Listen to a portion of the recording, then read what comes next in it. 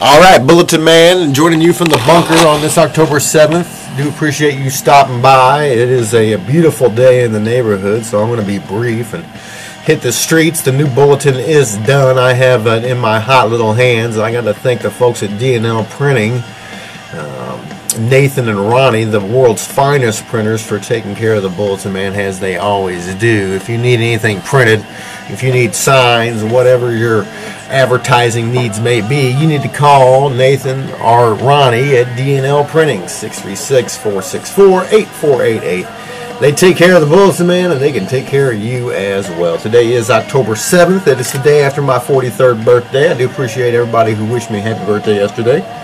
Had about over 100 birthday greetings on Facebook, and I don't know if you know about the Facebook or not, but you need to get on the Facebook if you're not on the Facebook. It was a really cool website, really cool thing they got going on there. Let's go back in history. On this day in 1763, George III of Great Britain closed off lands west of the Alleghenies to white settlers. It's called the British Royal Proclamation. And basically the Britons and the Indians lined up against the white settlers, and that's the way things went there in the early days of the Revolutionary War. And America has defeated the British in the Second Battle of Saratoga on this day in 1777. The Battle of Kings Mountain was fought on this day in 1780. Mountain American Patriot Militia defeated the Loyalist irregulars led by British Colonel Patrick Ferguson in South Carolina. We like to celebrate any day that we beat the British. And we're going to have to be fighting them damn Britons, them damn redcoats again. You folks do realize that Britain really did win the Revolutionary War. They just basically left. We still pay them tribute in the form of taxes to the IRS. And, of course, remember that the lawyers, the esquires, are working for the British Crown. And it really makes sense if you think about it. Every bad thing that will ever happen to you is going to go down in the courthouse.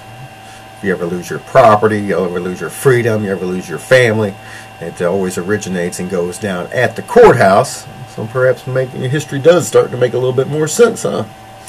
Let's see here. In 1826, the Granite Railroad begins operation in the United States. That was the first chartered railroad. In 1864, the Battle of Darbytown Road, Confederate forces attempted to regain ground that they had lost around Richmond is thwarted. It's a shame the South lost the Civil War. I know a lot of folks out there don't understand what the Civil War was all about, but the Civil War had very little to do with slaves. It had more to do with states' rights and the right for the state to be sovereign. The way this thing was all set up, folks, is that the states joined the Union, and the states were members of the United States, not the people. After the Civil War, the 14th Amendment, actually the 13th Amendment, supposedly freed the slaves, but it made us all slaves and making us all American citizens as opposed to state citizens. So that's really basically what the Civil War was fought over, and it's called a allodial title when you can own land outright and you don't have to pay tribute to the king. Yes, there is still a king, folks. The Americans don't own their land. I mean, we occupy it, but we're not the holder in due course. The government, of course, is the holder in due course of all your land. So, some things really are worth fighting for, aren't they? What else can I talk to you about today? And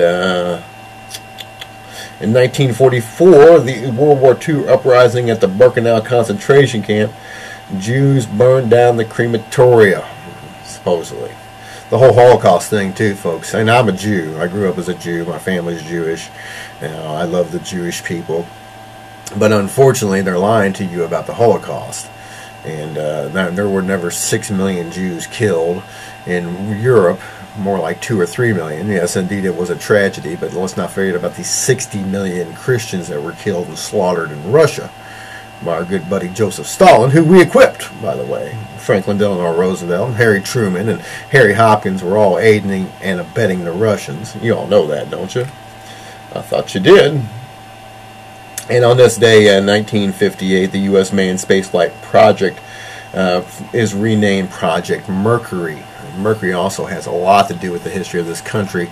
And remember that mercury is in the vaccines. And please, of course, just say no to that swine flu vaccine. The swine flu vaccine is where the flu is.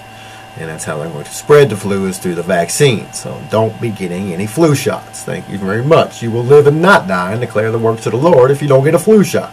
If you get a flu shot, you better get to know Jesus real quick, because I tell you what, your days could be very well numbered if you get that flu shot. I do appreciate you stopping by and checking out the Bulletinman.